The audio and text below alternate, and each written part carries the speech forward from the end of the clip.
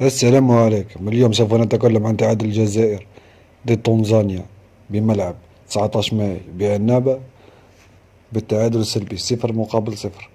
سوف نتحدث عن الإيجابيات والسلبيات في هذه المباراة. نبدأ بحراسة المرمى. اليوم مونديريا ما شفناهوش ولا مرة شفناه. أمس جاتو تهديد واحد فقط على المرمى. جيتون جيتون اليوم انا ما نظنش بهذا المردود ما بقاش يعيط له جمال بالماضي ابدا. اليوم جايتون اليوم جيتون ضعيف كتير كتير كتير وبعيد كل البعد على مستوى المنتخب الوطني الجزائري. عيسى ماندي وطوغاي اليوم شاهدنا دفاع في وسط الميدان هش وعدم انسجام طوغاي وعيسى ماندي، خاصة طوغاي خسر الكثير من الكرات العالية وعدم انسجام هاد اللاعبين ميصلحوش مع بعضهم طوغاي وعيسى ماندي. اللاعب رايان ايت نوري قدم مباراة كبيرة، أبان عن إمكانيات كبيرة، لاعب مهاري وسريع ورزين، لاعب ما شاء الله، لاعب بمواصفات عالمية ما شاء الله. قدم مباراة كبيرة جدا اليوم.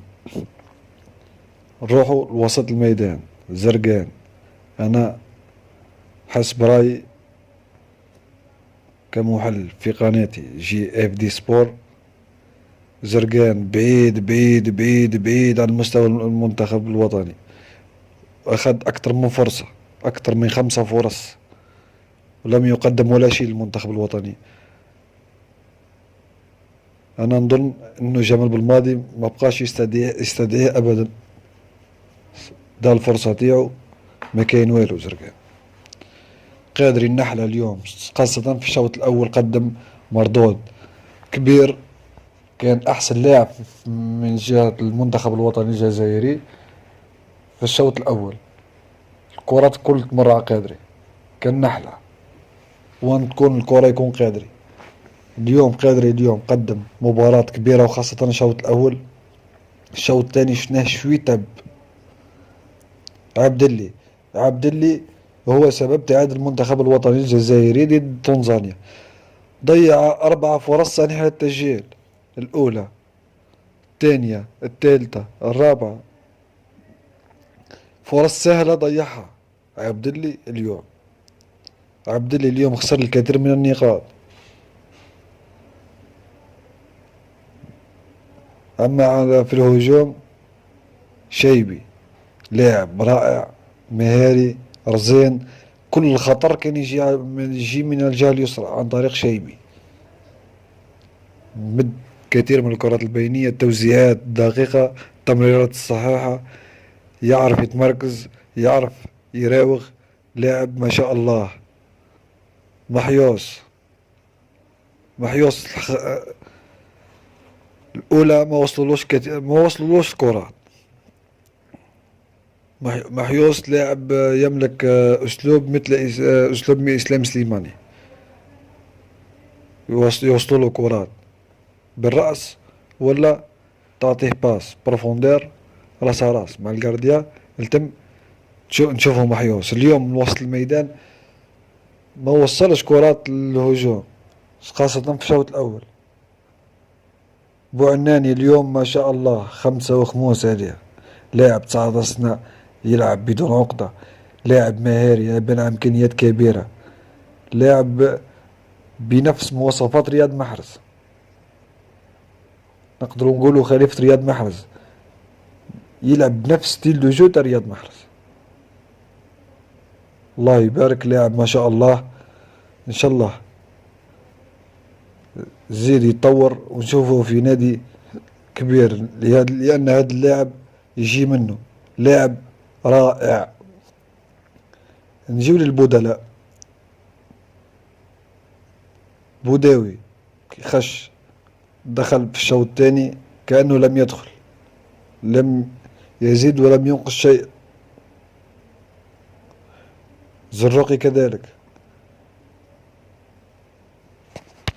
زروقي لاعب يمسك الكرة يمد تمريرة صغيرة، يمسك الكرة يمد تمريرة صغيرة، ما يتقدم الأمام، ما يدير لا ديفيرونس، جوا ما يقدرش يدربليه ولا يمد باس. لاعب وسط الميدان ما يقدر يدير والو. أما عمورة شناع نشيط جدا، خش يتحرك، يقلق المدافعين، لاعب نعرفوه كل، لاعب يستاهل مكانة أساسية في المنتخب الوطني. رياض محرز اليوم كان دخول رياض محرز غير موفق، لم يقدم أي شيء للمنتخب الوطني. في 20 دقيقة لم يقدم شيء رياض محرز. سعيد بن رحمة اللغز المحير في المنتخب الوطني. هل سعيد بن رحمة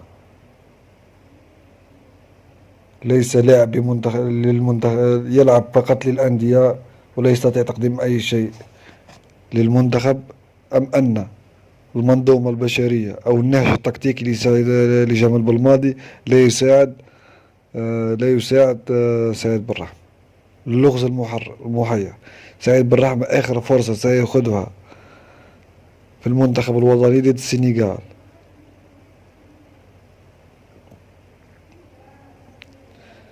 جمال بلماضي عليه إيجاد الحلول في وسط الميدان، لأن المرض في المنتخب الوطني هو في وسط الميدان.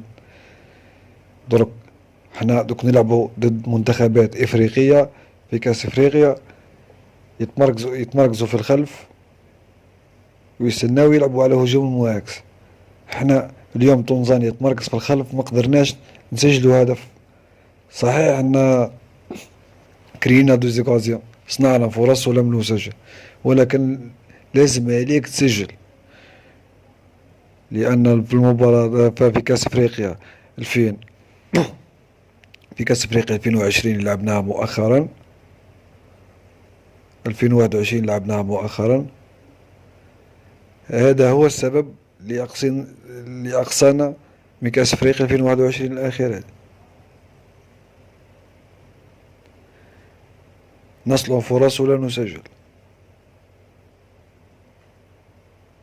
على جمال بالماضي إيجاد الحلول في وسط الميدان. خوتنا كان هذا فيديو اليوم. السلام عليكم ورحمة الله تعالى وبركاته.